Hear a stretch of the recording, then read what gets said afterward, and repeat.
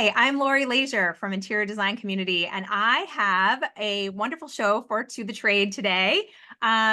We are going to be talking to some experts, but first I'm going to introduce my co-host, Michael Kastner. Tell me a little bit about your business and why you're even my co-host today. Hi, everyone. Michael Kestner here from Kestner Designs in Philadelphia. I'm a solopreneur running a kitchen and bath design business for the past 20 years, and I'm happy to join Laurie on this podcast. We're trying to deliver pertinent, relevant information to the design trade and all the interior designers out there who may watch or listen to our podcast. And we're just really happy to be able to be here giving you top-notch information and really from a helpful standpoint. Looking forward to working here. Yes, I am excited you're here too. And we have our amazing guest, Kris Kennedy, who is just the premier expert on branding in the interior design industry. You're not going to be anybody who knows as much as she does. Kris, tell us about you and your business. Hi, also super nice to meet you, Michael, and nice to see you again, Laurie. I run LoudHouse Branding, which is a strategic branding consultancy that builds powerhouse brands for the home design industry.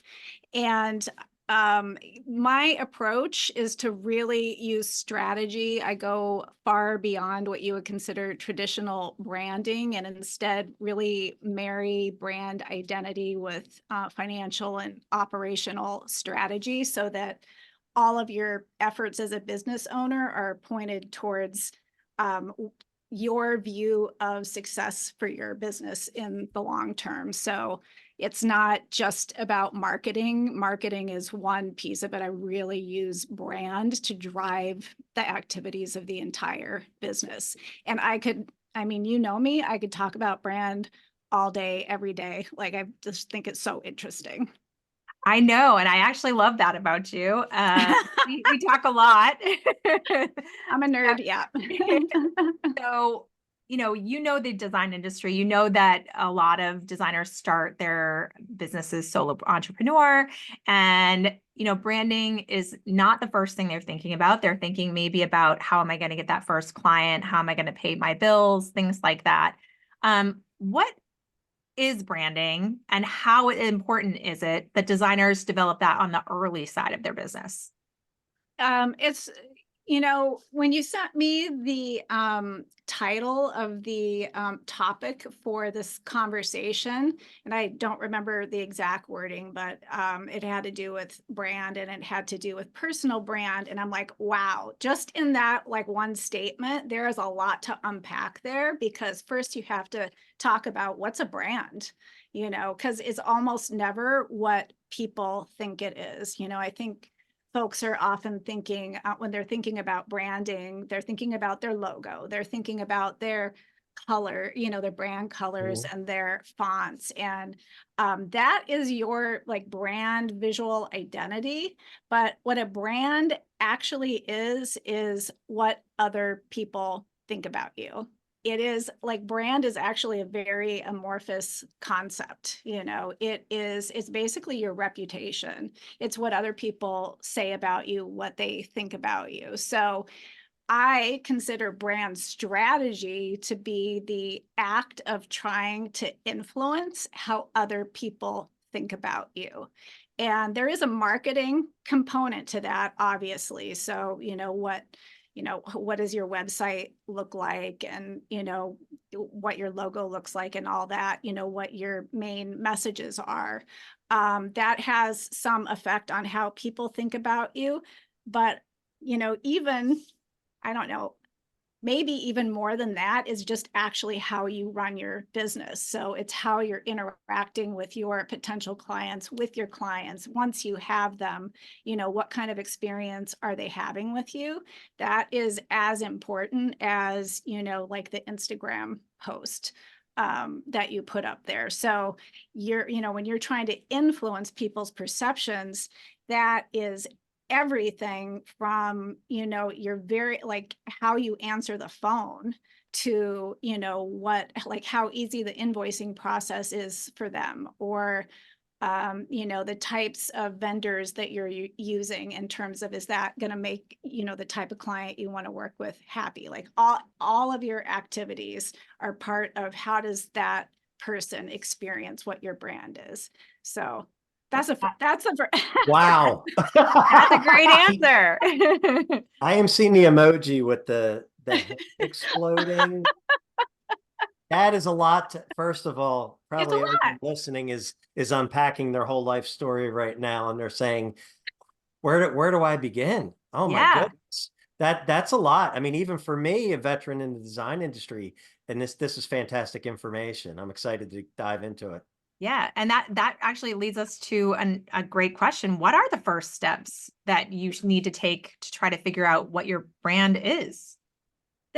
And that's totally fair. And, you were saying, Laurie, when somebody is just starting out, like, is that, you have other concerns. When you are first starting, you're just trying to live, and if you have a traditional interior design service business model, you're and you're not, you don't have you don't have all these addition of alternative revenue streams and products and retailing and stuff like that. Just say you're doing the interior design business and you're just starting out, you're getting referrals, you're getting like family referrals and friend referrals and people who probably live in your geographic area.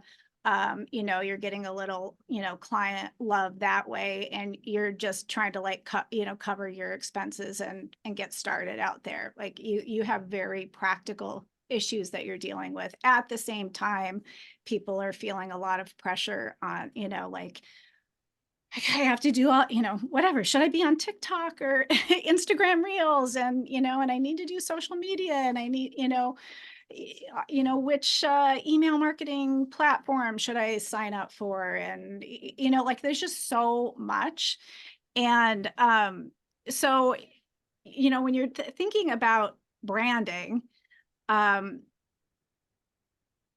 think the tendency is for folks who are just starting out to, because you're trying to get the money, they often will be like, I can do anything for anybody. I am, because you just want to take whatever business that you can get. So I think folks are often afraid of not, presenting themselves in such a way that like, somebody's not going to come to them. So you just want anything. And when you try to be everything to everyone, you're really know nothing. Like you're Anyone, not right? Yeah, like Yeah. it's just there is nothing about you that stands out that would make other people hire you. So if you can spend any time thinking about what it is, especially that you have to offer, and if you can spend any amount of time thinking about who it is that you really want to serve and the kinds of projects that you want to work on, if you can get any specificity around that at all and talk about that, that is actually helpful, because the people who are looking for somebody like you then will know they're in the right place when they find you. So I mean, it can be anything. I mean, maybe you're somebody who you have a particular facility with color, color combinations. You can become the color person, and and if people who love neutrals don't come to you, that's okay, because the people who do love color will be able to find you. Or maybe you are good at like kitchen and bath, like space planning and fixtures and all that, and that's more your area of expertise, as opposed to like as many soft goods, whatever it is. And it doesn't preclude you from taking any client that you want. Like you can take on anybody, or anybody can hire you. But if you do happen to be really good at kitchen and bath, and you want more kitchen and bath products, it's okay to say that about yourself, so that kitchen and bath people will be able to find you. Yeah, I think that's, I think that's really what most designers maybe struggle with. I think right there in a nutshell, they're thinking, if I get specific, that might rule me out, but getting specific helps you get that client. Like I know that there are people who have clients that are divorced dads or their specialty, or clients with young families or their specialty, or they're, like you said, the color person. So how, once they kind of, how do they maybe identify who that particular client, what their ideal client looks like? So, when I go through this exercise with my clients, I I think one really important thing to remember is, who do you want to be working with, as opposed to who you've been working with up until now. Because almost invariably, the first time when I ask a client the question, who, like, what kind of person is your ideal client that you want to be working with, the answer will be, well, I've been most successful with blah, blah, blah. I've been like, suburban stay-at-home moms is who I'm getting a lot, and I get a lot of money from that, maybe it's that kind of person. But that actually doesn't answer the question of who you want to be working with in the future. And, you might be somebody who, maybe you want to just work in do urban high-rise condos like that. Or you just want to work, in Miami, or you just want to work on vacation homes, or you want to start to do hospitality. The business that you're getting now isn't necessarily what you're going to be doing in the future. So, that's one thing to think about, is like, can you separate those two? It may be for the next 5 years, 50 to 75% of your actual projects are going to be your existing suburban moms. But if you are messaging to your Miami high-rise condo folks that you're really good at Miami high-rise condos, then the Miami high-rise condo people are going to be able to find you. So how does market research fit into that? If you don't know, because I think that that's one of the things that happens, is designers will say often to me, and I talk to designers all the time, I don't know what my ideal client is. I don't know. I just want to make a successful living. How do I narrow that down? And maybe it's something that they should start with market research and understanding their area. How is that something that you do too? That's such a good question, Laurie. That is almost never a question that I hear, but it's so important. And it's actually something I don't even talk about that much in, kind of like, I don't know, just in my own marketing messaging, because it's a really important, but it's a bit of a labor intensive task. So it is something that I do, but it is also something that people can can do for themselves. And so I would divide that, when you're talking about research, I would divide it into two parts. One is market research, and then one is kind of client research. And if you're trying to kind of figure out like what your own special sauce is, because a lot of people don't know, what it is that that's special about them or what they're good at. I mean, first start by, either you can do it or you can have a representative do it for you. Interview your past clients and ask them.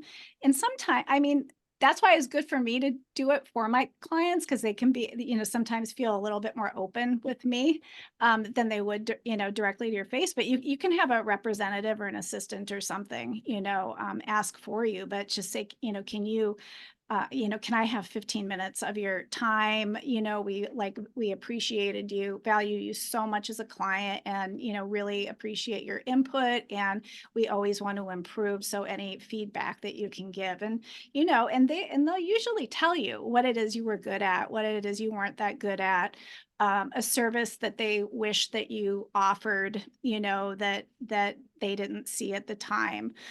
So, your existing clients will be able to tell you, give you a lot of information about yourself.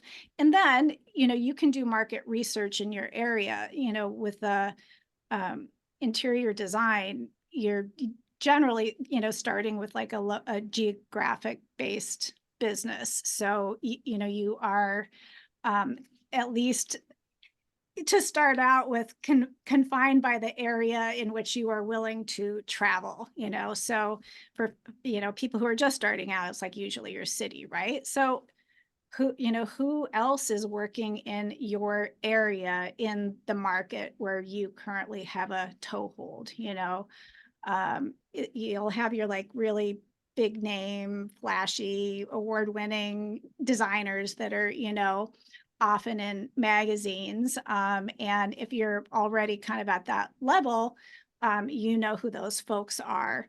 But if you're just starting out, you probably going to have to do a little bit more research, do Google searches. Who else is out there? How are they presenting themselves? What are they saying they good at?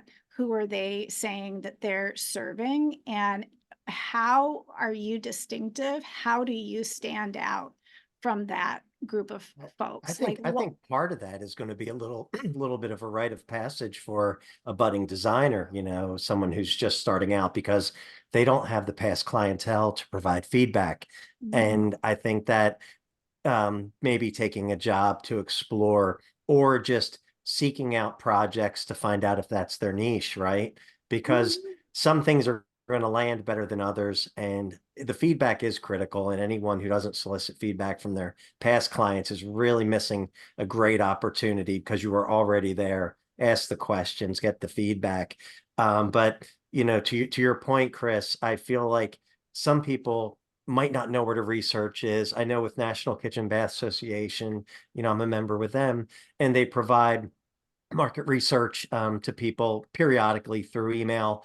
A new person in the industry, I would definitely recommend subscribing to the periodicals of different magazines and joining some association, if not the National Kitchen Bath Association, one of the design community ones, and just figuring out where they can get information. I think our platform here is also a lovely resource that's going to promote a lot of tangible information for people who really don't know where to turn. Because sometimes when you're starting out, it's a lonely world, I and you feel agree. like, I can't get the phone call. I can't get the answers to the phone calls. People are not responding to my DMs on Instagram.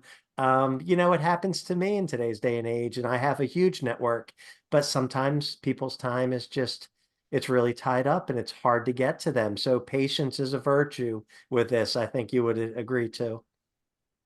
Yeah, I think it is, but I think that Kris's point about too that was really, really strong was, and I don't want to gloss over this, is spending that time. You can get data and from organizations, but rarely is that very regional to your region. So if you don't have past due clients, if you don't have past clients that you can talk to, then it's even more important, I think, to really study the websites that are already there in your area, so that you can figure out what maybe you can create a niche that is different than what is being offered. And that would give you the best chance of success if you just have no direction from the very beginning. Like finding your voice, right? Finding your voice amidst all the voices that are in your area. Right, right. So what do you think that Laurie, can I actually go ahead. Go ahead. I have three quick points to what you both are saying.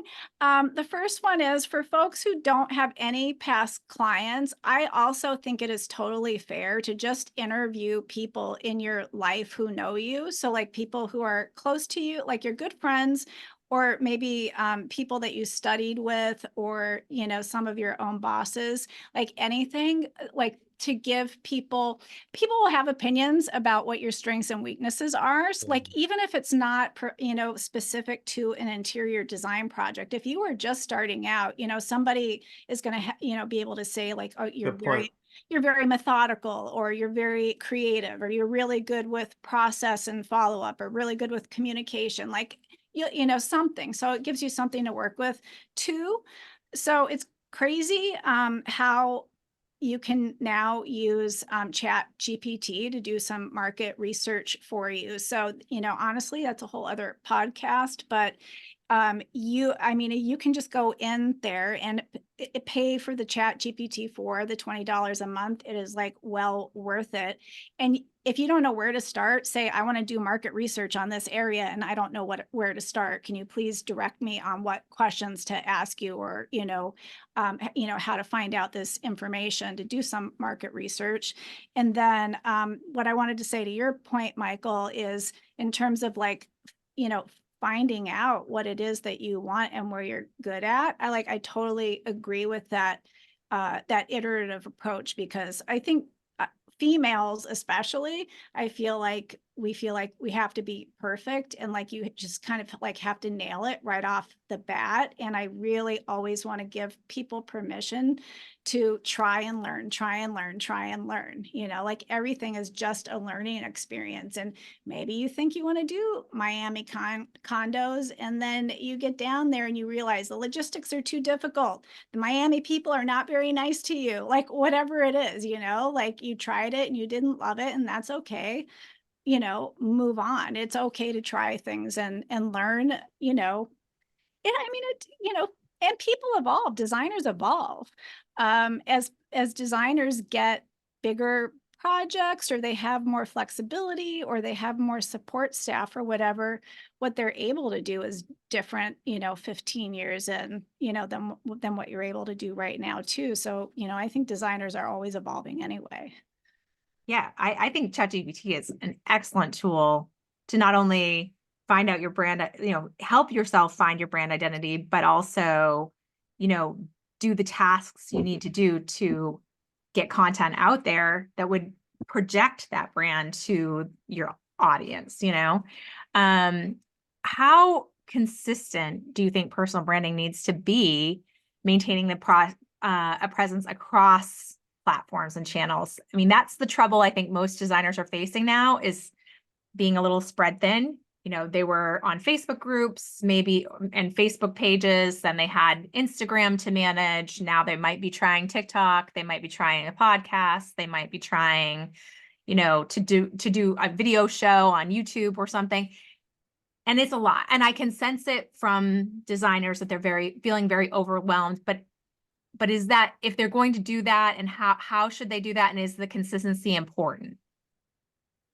Okay, that's another one of those. Wow, there's a lot to unpack actually in what you just said. There's actually 3 different topics there. One is there are so many channels, and what do you, hone in on? And so to that point specifically, number one, where's your audience at?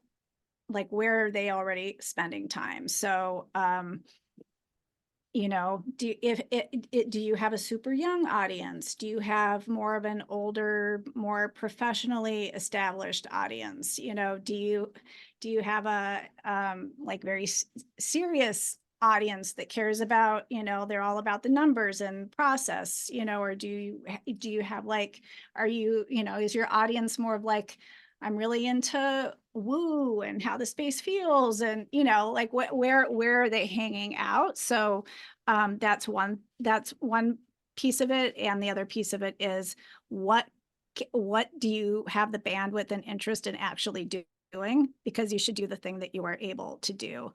I mean, we're getting more options all the time. I also find it overwhelming.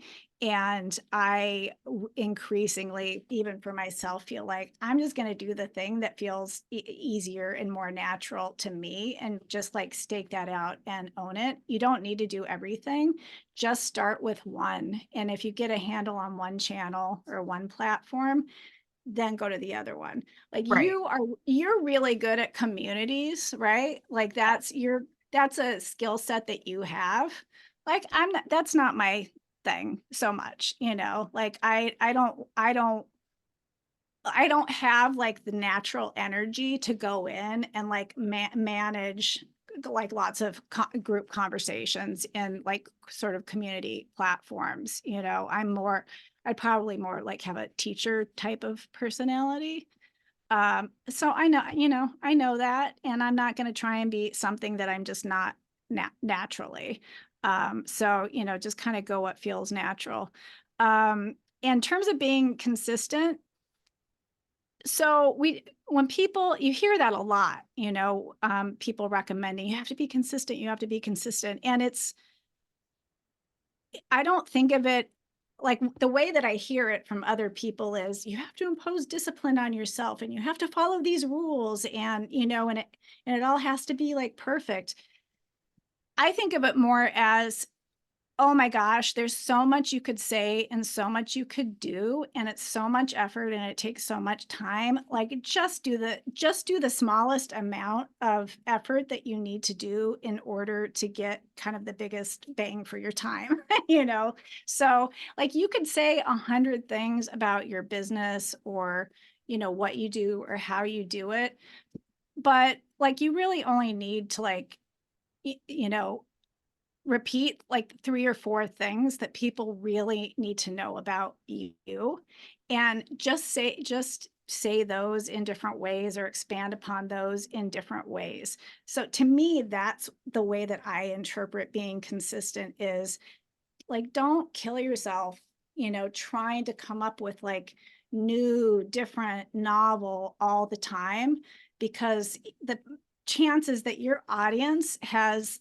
even heard your most important message is so slim just because of the algorithms. They're just probably not going to see. You think that you made the point already that you're really good with color, you know, 80% of people have never seen that. Like you need to say that in different ways a lot. We had just So discussed that about Instagram, about repeating ourselves, and I already posted that. And should I post it again? And you think people see it, but you're right. Commercials take how many times to get their message across? That's a great point. so in terms of being consistent, I think of it more as just like make it easier on yourself and focus on like the few messages that are most important. And then the other thing that you said about personal branding, and I just wanted to make this point too, when we use the term personal branding, there is a difference between personal branding and business branding. And it gets kind of fuzzy with interior design businesses because so frequently the interior design business is named after the lead designer. But there is a difference between personal brands because you can have everybody has a personal brand, whether you want one or not, because people have a perception of you and that's your brand. And so you could be working in any career or working for other people and you have a personal brand. Your business brand is, how people feel about your business. And if your name is on the business, there is some overlap, but they are two distinct things, on the business side, like everybody doesn't need to know everything about you, like personally, like you don't have to like completely expose your personal life in order to have a personal brand. And then there's also a lot of designers who have businesses that are their name, but they actually don't, because they want to maintain like quite a bit of privacy. So when we're working on their brand strategy, we are very specific about like how do you want people to perceive the business, and that is not the business doesn't necessarily have the same qualities that you do as an individual. So it's important to have a brand and people do have a perception of you as a individual, but what we're really like hoping for is that people are building the brand around their business, how people are perceiving their business, because hopefully you'll grow Right. and hopefully you'll have a staff at some point, and however your customers are interacting with your staff they should have exactly the same feeling about that as they do with you personally, or exactly the same feeling about your like project management communication or your website interaction or whatever it is, should all be the same feeling that they have. I think that that is genius, because I think that you're right. There's so many of those businesses are overlapping because they started for this themselves. And actually that becomes a struggle when they do hire staff, because then, the impression, if it's too much built around their personal brand, the clients expect to work with them and get Yes. offended if they're put off to the Yes. junior designer, because they feel like, I'm paying to work with you directly, but there's only so many hours in the day for that designer to do that and to be able to grow successfully. So, it's a good to think about how much to interact or inject of your personal brand into your business too. So, and to think about that sort of in the beginning of, where do I want to be in 5 years? If I'm going to hire staff, some people, that's not their thing. They don't want to. They like working Mhm. themselves, and some people want to have that kind of business. They want to manage a team. And if that's your goal, you should be thinking about how you set that up from the very beginning, right? So, I mean, the problem that you're highlighting, I mean, that is a, I hear that a lot. I mean, that's a persistent problem where you're setting your clients up for disappointment if they are not going to be working directly with you when you've built this whole brand around you as the like celebrity face.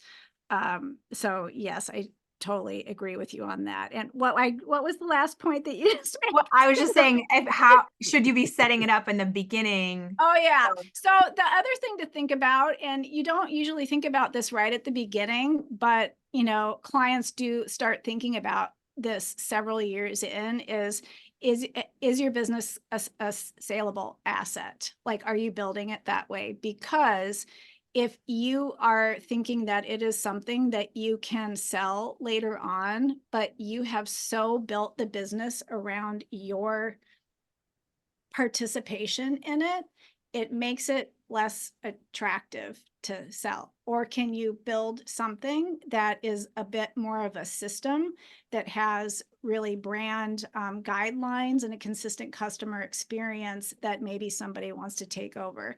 That's very much more down the line, business, but it is something to think about as you're building your brand and how much you want to make it about yourself. That actually makes me think, and this is a tough question. I'm sorry to nail you on this one, but do you think that designers should use their name as their business name? I mean, I've gone. It depends. I mean, it depends on what your long-term goals are. And it's something that I've struggled with myself too. I am just now rebranding from my name to more of a business name.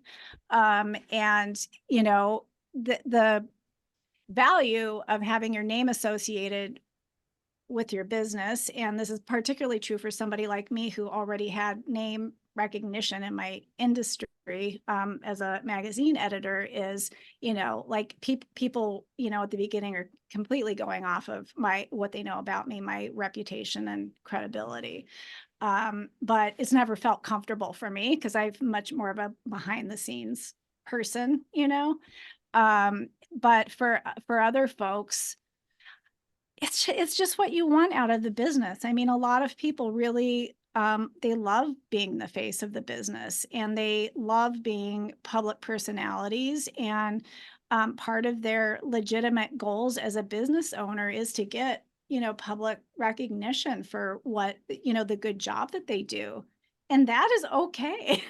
that is totally fine and okay. But there are just as many designers who are like, I just want to do design. I don't want to do, all this other nonsense. And I don't want people to know about me. And I can't work on every single project, all the time myself. And yeah, I think it's tough. I think it's tough. It just depends on what you want out of the business. Yeah, I think that the thing that that I was thinking as you were speaking was about that component of being able to sell the business at some point. I mean, that's not something you're thinking of when you're starting the business. It's something you think of at the end, but you've built a book of business. You're well known in the area. I mean, there are people who have restaurants that are have been in the family for, 35, 40 years. They're, plumbing businesses that have been around for that long or longer, and those get passed down or sold. And, it's a business you built up, and it's an asset. It should be an asset, but often even with big names, it becomes difficult because your name is that business. Even iconic designers that I know of have struggled with that because, oftentimes the most successful approach to that is bringing on a full partner, and then renaming the business a hyphenated, like in a law firm, and then transitioning sort of out more to like an advisory role as you retire. But it's not necessarily, it is difficult if it is Laurie Leisure Interior Design.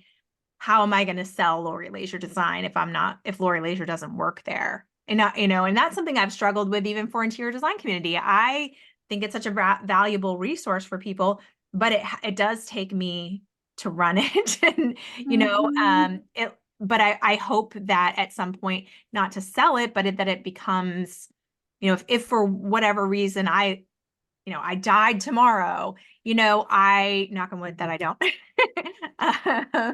but I would want it to go on. I would want someone to take it over because because of the value it gives to the community. And I'm sure there are designers that have businesses that way too, that they are the kitchen designer in their area that is really needed in their area. Maybe it's somewhere where there aren't other kitchen designers, and that service going away and waiting until someone starts a new business in that area, who knows when that's going to happen. So it's a difficult thing. And how do you think that designers, such a hard thing to think about the future in that way? How do you suggest they think about the future from the beginning?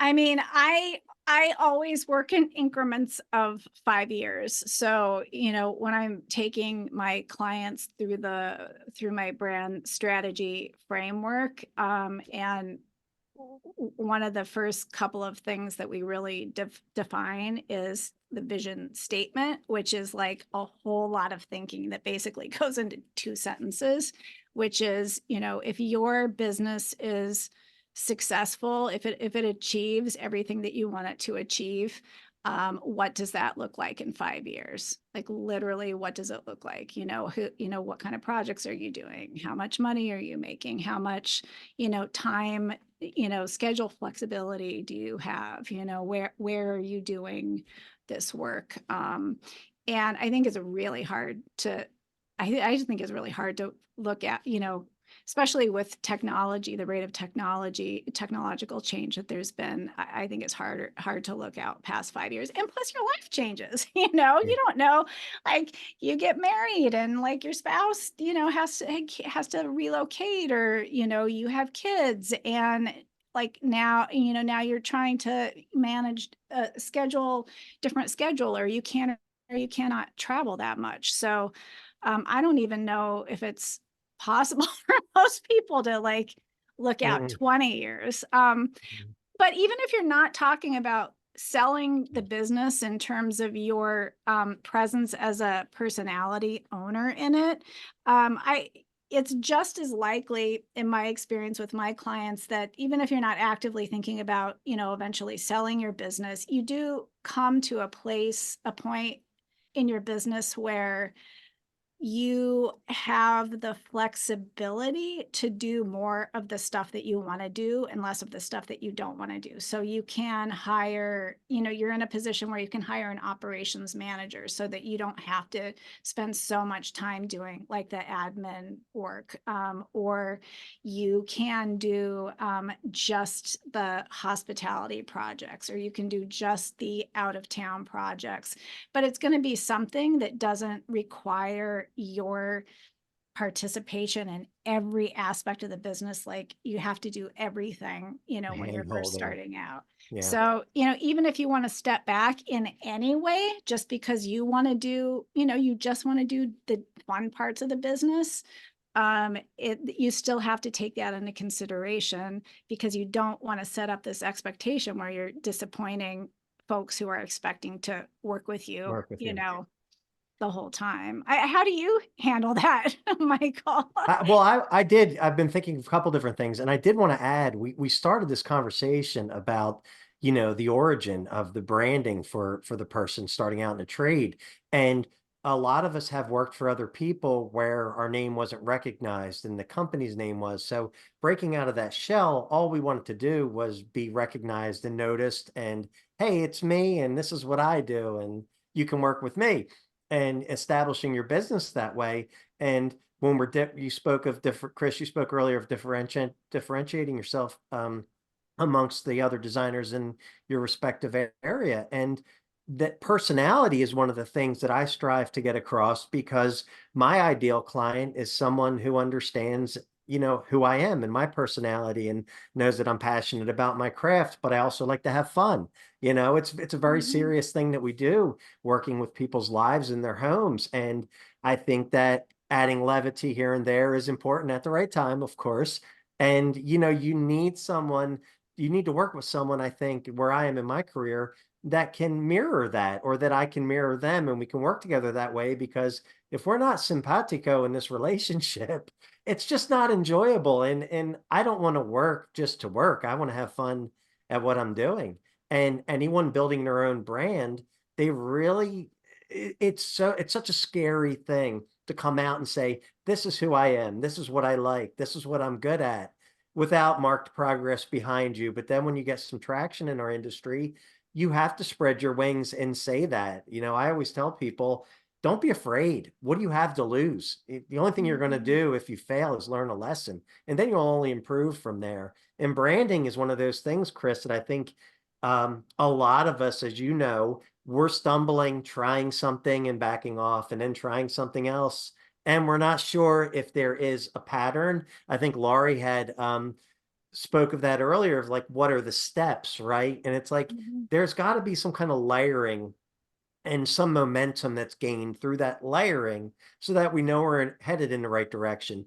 What Mhm. signifies that we're doing it right? Is it that we're getting more calls, we're getting more business, we're making more money? Or is it our happiness, right? Is a Mhm. combination of all these things. And that's why I have such a great respect for what you do, because it's multifaceted and multidimensional.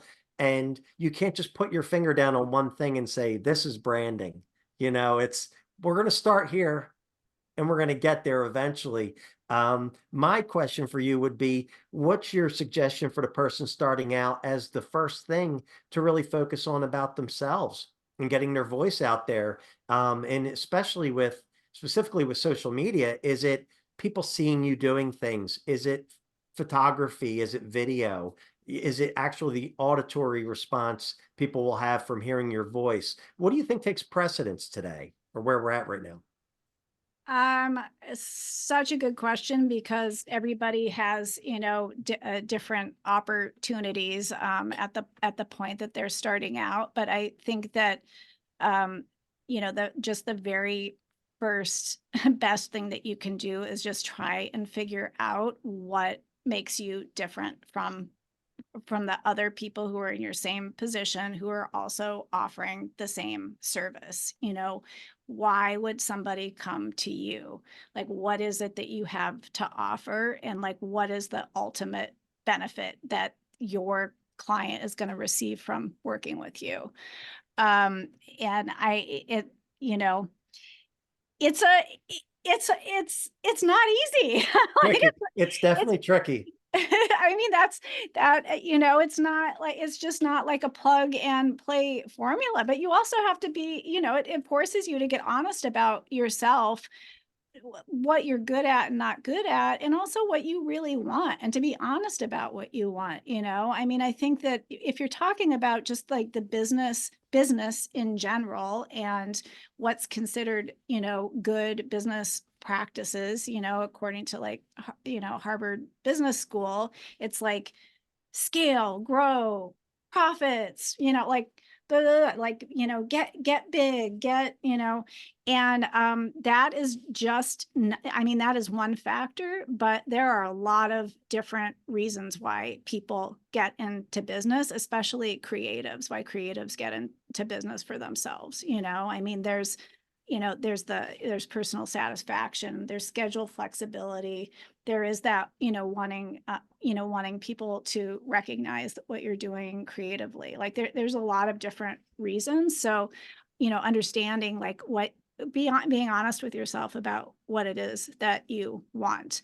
But anything that you can say on any platform about what is particularly, special about you or what you bring to the table that's different from somebody else, just even so somebody can remember you, there are other people who do branding, but, I was a magazine editor for, National Magazine for 20 years. And, and I built the content marketing department at Wayfair, and I've been consulting, for 10 years. And like, there's just, I don't know if there's somebody else out there who has like journalistic, home design, marketing, that kind of business, and that like high level sort of like home industry, landscape knowledge. Like I'm just like, it's just a very particular, path that I've been on. So, I like really blending of the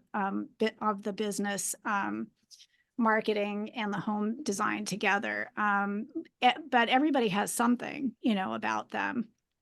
What I think is really fascinating about what you just said was anyone out there listening or watching this should not be, a lot of interior designers had a career before they ventured into this. And they shouldn't leave it off the table that they share or integrate their past experience with the interior design business, and to show people that this really is a holistic model. And don't be afraid. You don't have to say, people are so afraid of their identity and this whole imposter syndrome thing about not being good enough, not having enough experience. However, you may be very well apt at dealing with people and counseling people and nurturing the relationship of trust and just having communicative skills. That's a huge Yes. plus. It's Oh my like gosh, a yes. doctor without bedside manner is the first thing that comes Yes. to mind, right? So everybody should really look at their tools and, know that they have something to offer.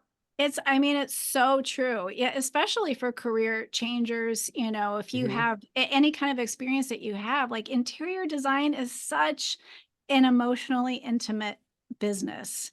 I mean, you have to get people to trust you. You have to know these like really personal things about them that maybe they don't really want to share, that like, they don't want to sleep in the same bed, or, like somebody has a health issue that it really would be better if they had two separate toilet rooms, or whatever Mhm. it is, or they have, maybe there are, some special needs with their kids in their family, or they like have 5 dogs and there's like, and the dogs aren't well trained and they're always pooping on the floor. Like it could be, like you have to have those. Lifestyle issues. Yeah, you Yeah. have to have those conversations with people in order to serve them well. It's a whole other skill set other than just the design, And about the conviction that you have having those conversations, that's really important too, because when you're talking about delicate matters with people internally, hygiene rooms, things of that nature that you just spoke about, you have to come across as confident and like, hey, I know what I'm talking about. And I'm giving you the best advice possible. I need you to trust me because you're going to spend a lot of money on this project and we're going to do it right one time. That's it. So that very good point there. I didn't think we were gonna go to dog poop in this conversation, but there it is. But there it Yeah, is. And that's pretty much how we're ending it too, guys. on a good note. So that's wonderful. But yes, and Kris, where can people find you online if they're interested in hiring you today? Loudhousebranding.com is my website. And, folks you can even email me at Kris@loudhousebranding.com, and my Instagram, you can message me on Instagram at loudhousebranding. Typically, uh, not typically, always, I will take people through a through a brand strategy process.